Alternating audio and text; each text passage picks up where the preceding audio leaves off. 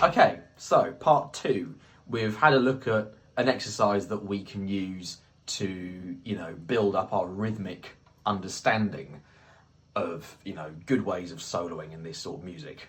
So now we're going to have a look at some of the harmony that we can use. So again, harmony is not really a major sort of player, especially when we're sort of soloing over one chord things like this.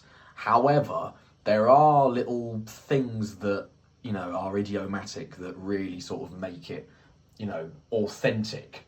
So let's have a little, where's my iTunes gone? There it is. So a really sort of crucial thing that, that we can do in this style of music is to mix up our minor and our major thirds. That is, one of the most important things we can do. So first, I'm just going to play over this loop, and I'll only use pentatonic major. Okay, so see how that sounds.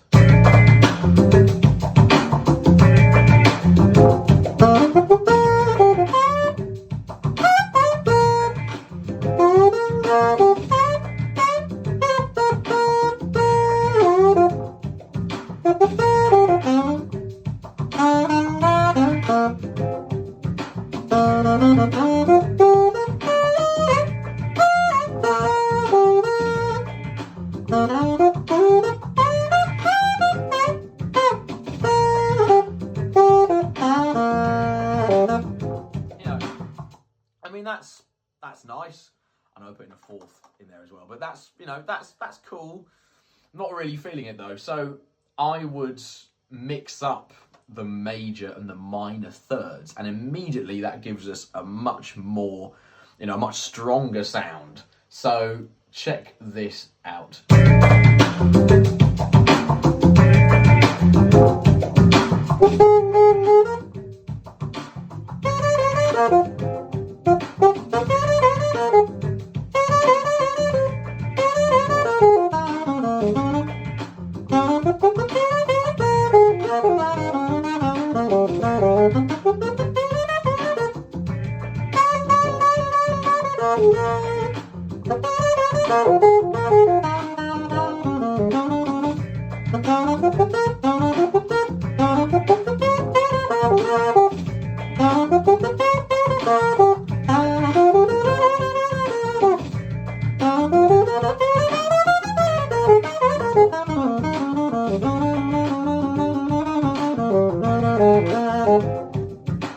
See how that, to me, sounds loads more interesting.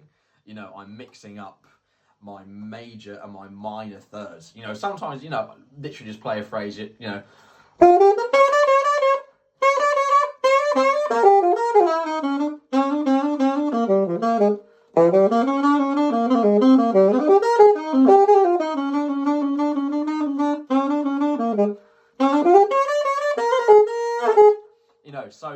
so there I'm sort of using that as my, my pivotal thing, and I'm sort of filling in other notes around it. So that's another sort of good trick to have. Be aware of the strength of mixing up these thirds, and that's it's one of those things that this is clearly a. Let's see if I should have my keyboard on. Oh no, I don't. Anyway, never mind. That's clearly a, it's a groove over a dominant seventh, right? So you'd think, oh, I better play the major third. But actually, if we're grooving on like a one chord dominant thing, and just in general, there's no harm whatsoever throwing in a minor third, because it just sounds a bit square if we're always accenting that major third, like, I'll just give you another demonstration.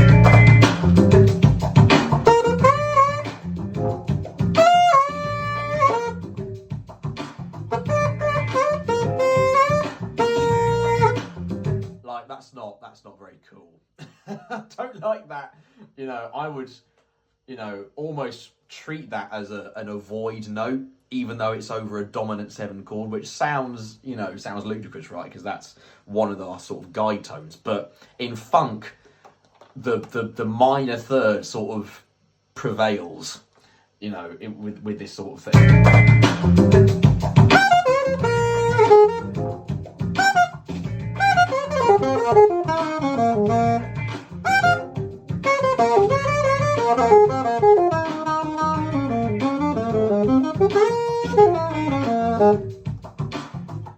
So I'm obviously mixing that up with little blues scale things, and also, just passing notes,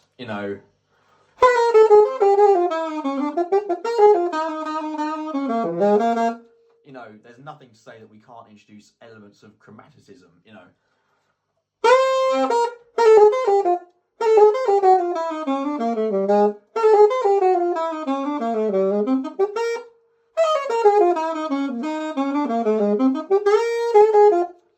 So I'm using,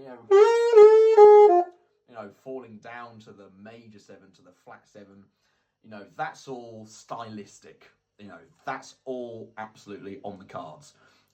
So what I'm getting at here is if, we're in a funky situation and we're looking at, B flat 7 and it's a 16 bar thing, 1 chord, we don't really want to be just, I better play Mixolydian, or I better just play the blues scale, because that's going to end up sounding a little bit sort of rigid.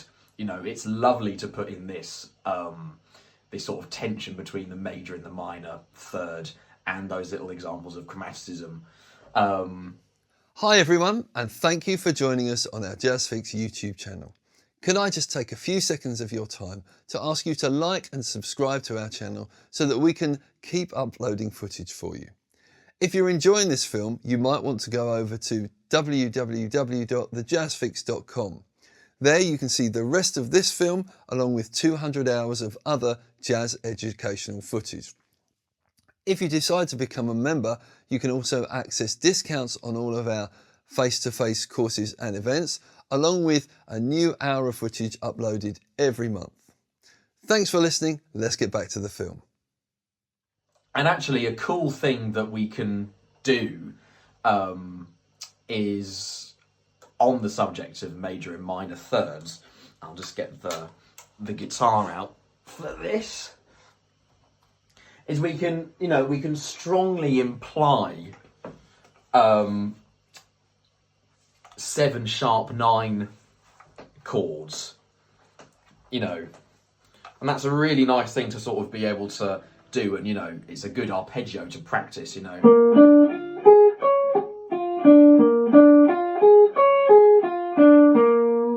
so we've got obviously our major third and our minor third as well, that sort of crunchy sound. So I'll do this again, but I'll just really try and dig into this, that sort of sound, as another option to have,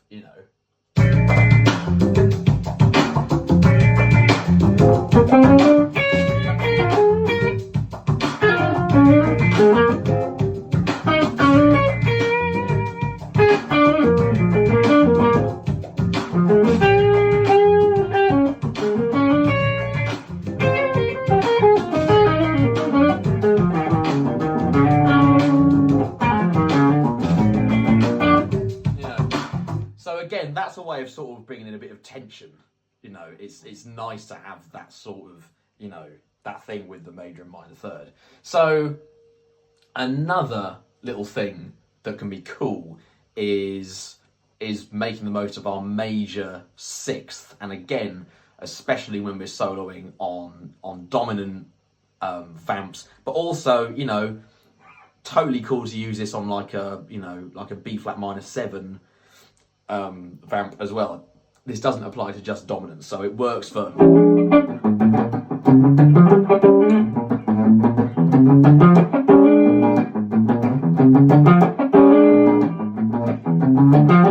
or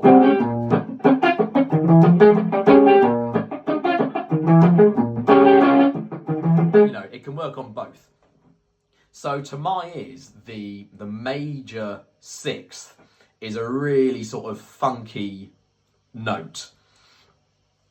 And I love descending from my major sixth to my minor third, you know.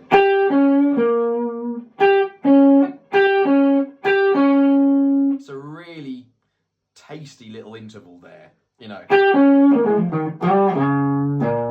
You know, so when I'm playing funk, I always, you know, end up hitting that a lot, you know, because it's just something that I like.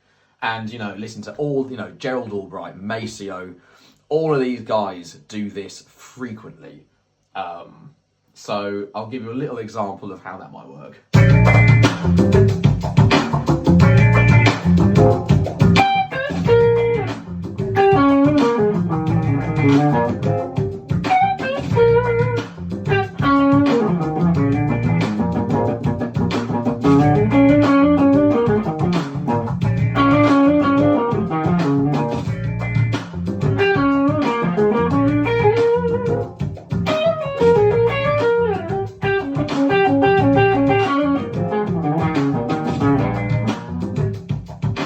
So just incorporating that interval from the major sixth to the minor third, that's funky. That's a funky thing to do in our solos. So again, I might just keep it interesting, get back on the sax for a little moment. So another thing that I like doing in these sort of situations where we've got a one chord thing is to imply, you know, sort of like suspended harmony. Okay, so looking at, you know, our B flat 7 and pretending that it's a B flat 7 sus, or implying a B flat 7 sus, right? Specifically, I like to think of it as a 13 sus. Okay, so to achieve that sound, I take my B flat 7 and I will imply an F minor 9 or an F minor 11 over it. Okay, and that's a bit of a brain scramble, but stay with me. It sounds great. It really, really works. So again, I'm now going to be playing, you know, again, B flat 7, but I'm going to be thinking of concert F minor 11, you know, and just sort of check out how that sounds. You know what I'll do? I'll do 2 bars of outlining the dominant 7 and then 2 bars of thinking of this F minor 11.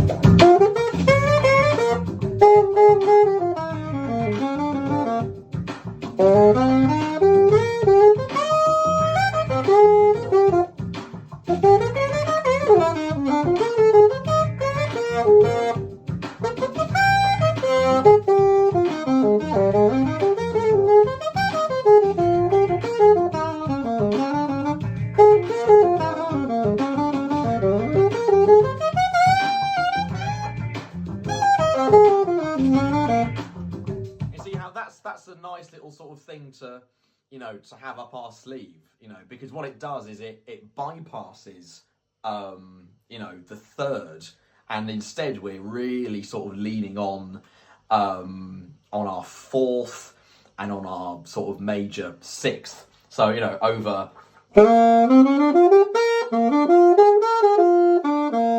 I'm sort of playing.